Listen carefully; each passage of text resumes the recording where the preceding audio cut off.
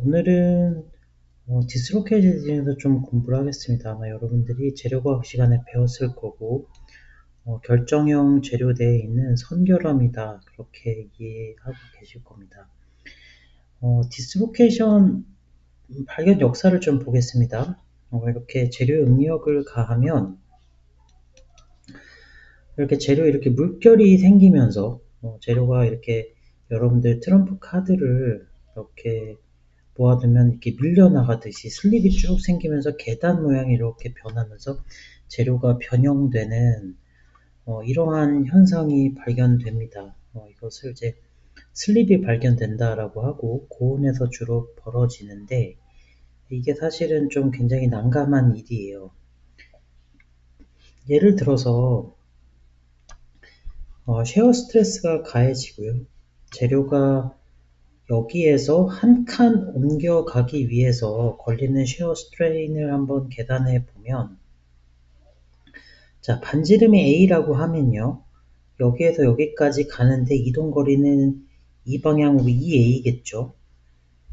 그리고 여기에 있던 원자가 여기로 이동되려면 요 문턱을 넘어야 되는데 이 높이는 한 A 정도 된다고 가정할 수 있습니다. 자, 그렇게 가정할 수 있으면 shear strain은 2A분의 A가 돼서 2분의 1이죠.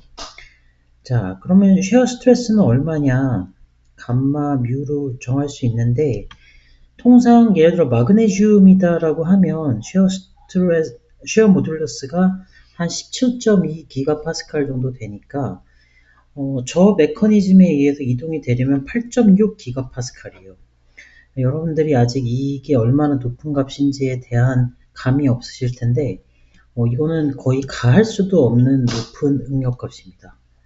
그런데 실제로 이 슬립이 일어나는 스트레스 값은 실제 이 슬립이 일어나는 스트레스 값을 한번 계산해 보면 1메가파스칼도 안 된다는 거죠. 그러니까 한 단위로도 한 3, 4배 차이 나는 거예요. 만약 이때까지 재료가 슬립이 일어나지 않고 버틴다고 하면 구조재료나 원자력 재료 하는 사람들은 굉장히 좋아할 텐데 현실은 그렇지 않다는 거죠. 그래서 뭔가 다른 이유가 있다. 역사적으로 슬립이 생기게 되면 슬립 라인을 이것은 옆에서 본 거고 앞에서 본 건데 옆에서 보면 이렇게 슬립이 가해져서 이렇게 샥샥 밀려나 있다는 것을 좀 여러분들이 확인할 수 있고요. 자, 그래서 이 슬립을 설명하기 위해서 수백 년간 미케닉스 하는 사람들이 연구를 했고 그 메커니즘으로 찾아낸 것이 바로 디스로케이션입니다. 디스로케이션은 크게 두 개가 있는데 하나는 엣지 디스로케이션이고 다른 하나는 스크류 디스로케이션이고 크게 두 가지로 분류를 하고 대부분의 디스로케이션은 그 두 개가 섞여 있는 믹스드 디스로케이션입니다.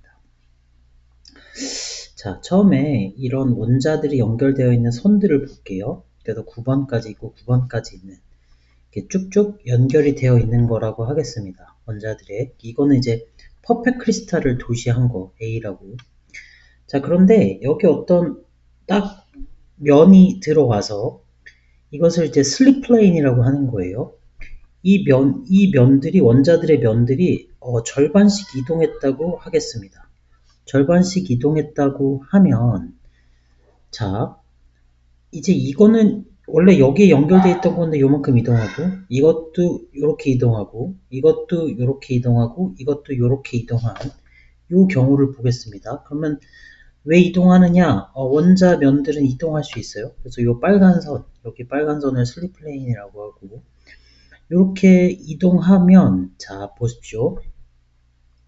레티스 플레인의 절반만큼 이동할 때는 이렇게 되는데 이것이 절반만큼 레티스 플레인의 디스플레이싱의 하나만큼 이동을 하게 되면 이제 얘와 얘가 만나고 얘와 얘가 만나는 겁니다. 그러면 여기가 1과 2가 만나고 2와 3이 만나고 3과 4가 만나죠. 3과 4가 만나는데 마지막에 얘는 더 이상 이동하지 못하기 때문에 얘의 힘 때문에 여기가 약간 구부러져요. 그러면 이런 상태가 됩니다.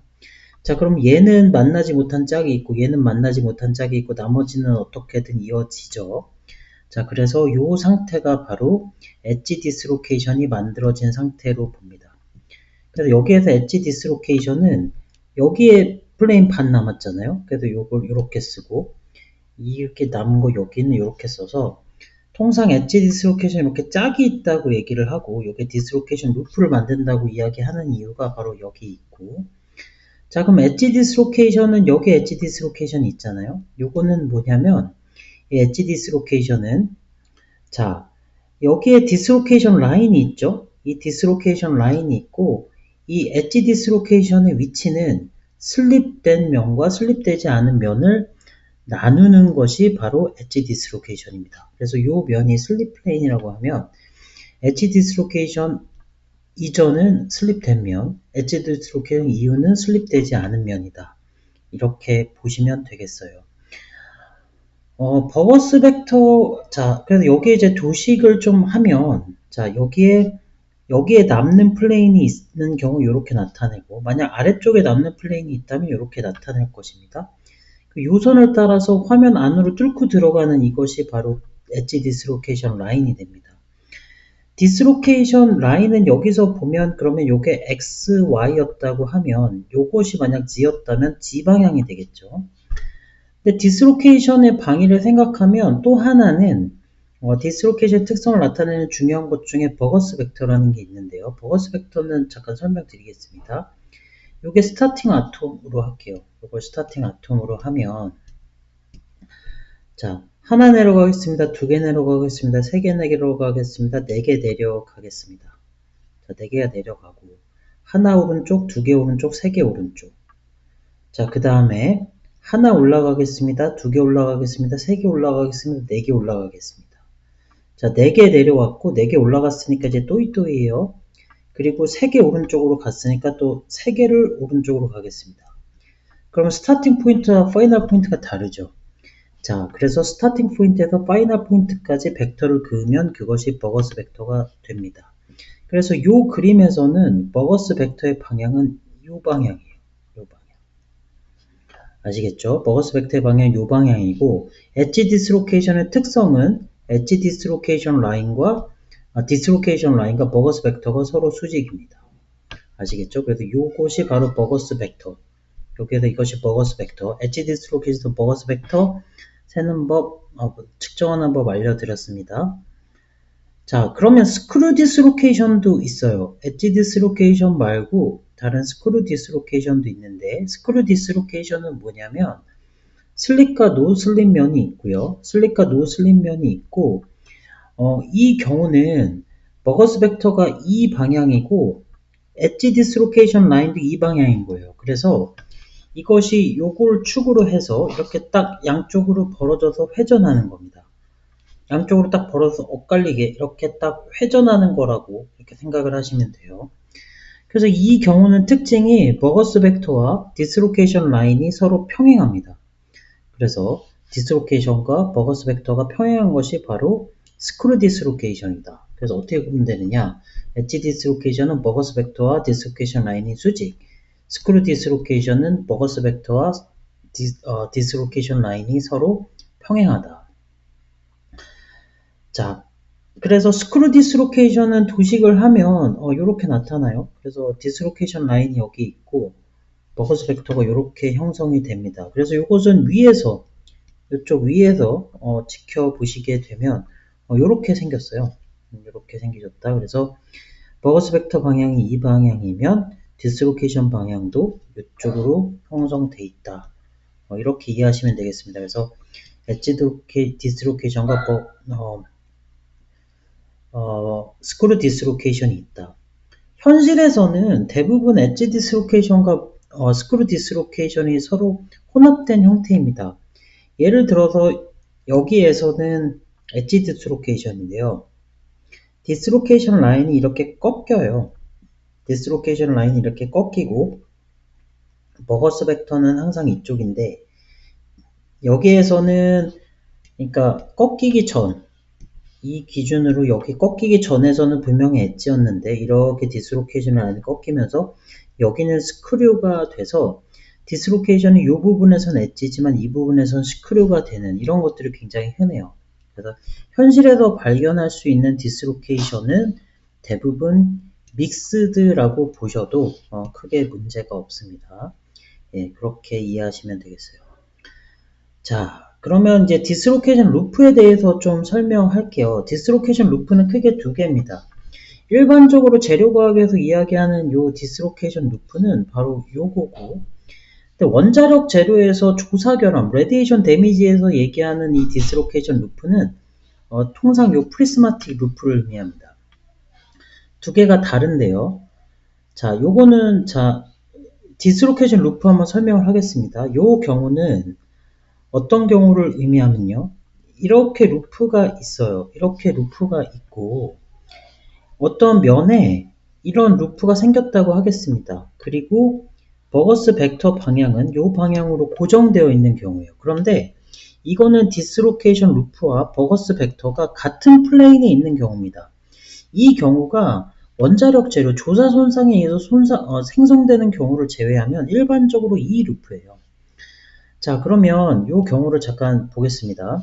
이 경우를 잠깐 보면, 자, 디스로케이션 라인은 여기서는 이 루프의 접선 방향이니까 여기에선 이렇게 되고, 여기에선 이렇게 되고, 여기에선 이렇게 되고, 여기에선 이렇게 됩니다. 달리 얘기하면 여기는 평행이니까 여기는 스크류인데, 여기에는 두 개가 방향이 같은 경우, 이 경우는 레프트 핸드 스크류라고 설명하고요. 여기에서는 수직이니까 엣지인데 이렇게 버거스 벡터가 있고 디스로케이션 라인이 후행하는 경우, 이 경우를 포지티브 엣지. 그리고 만약 서로 반대 방향인 경우가 라이트 핸드 스크류.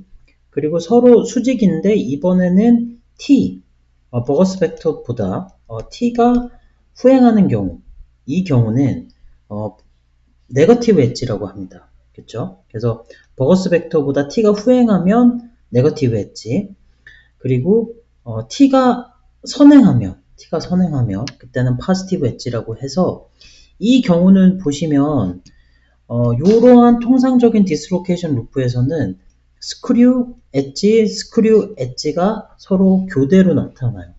이 경우는 특징이 바로 디스로케이션 루프와 버거스 벡터가 서로 한 플레인 상에 있다고 했습니다. 자, 그런데 예를 들어서 이렇게 있는데 이번에는 버거스 벡터가 이렇게 플레인 노멀인 경우가 있어요. 이 경우는 어떤 경우냐면 예를 들어서 이렇게 이렇게 재료들이 쭉 3차원적으로 있는데 어떤 조사 손상을 받아서 여기에 이렇게 원자가 한 무더기 없어져 버린 경우, 혹은 이 없어져 버린 원자들이 여기에 이렇게 한 무더기 들어와 있는 경우, 이렇게 해서 고립된 섬을 만든 경우, 이 경우를 보시면 되겠어요. 여기 이게 예시가 되어 있죠. 한 무더기 없어진 경우, 한 무더기 생긴 경우. 이 경우는 버거스 벡터가 플레인 노멀이어서 이 경우는 이 디스로케이션 라인이 플레인 상에서 어떻게 돼도 항상 수직이에요. 버거스 벡터로. 달리 얘기하면 모두 엣지 디스로케이션이라는 얘기가 됩니다. 그래서 3차원상에서 그림을 한번 그려보면 한 무더기 빠진 경우는 여기가 엣지 디스로케이션으로 되고요. 엣지 디스로케이션이 돼서 요것이 이렇게 되어 있고 3차원상으로 보면 이렇게 삥 둘러져 모두 이렇게 엣지 디스로케이션이 있는 경우로 보시면 되고요. 오히려 이렇게 들어와 있는 경우, 하나가 이렇게 들어와 있을 수 있겠죠? 이 경우는 다 이 경우가 됩니다.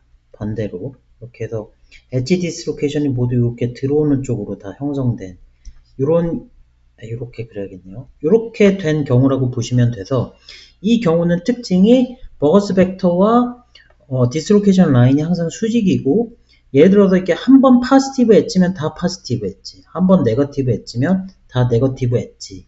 그렇게 해서 통상 원자력 재료 손상에서 이야기하는 디스로케이션 루프는 프리스마틱이라는 말이 없더라도 통상 이 프리스마틱 디스로케이션 루프를 의미하는 것이고, 일반적인 재료 과학에서 재료 소성 가공이나 이런 데에서 나오는 디스로케이션 루프는 일반적으로 이 디스로케이션 루프를 의미합니다. 이렇게 좀 구분해서 이해하시면 되겠습니다. 오늘 여기까지 하겠습니다.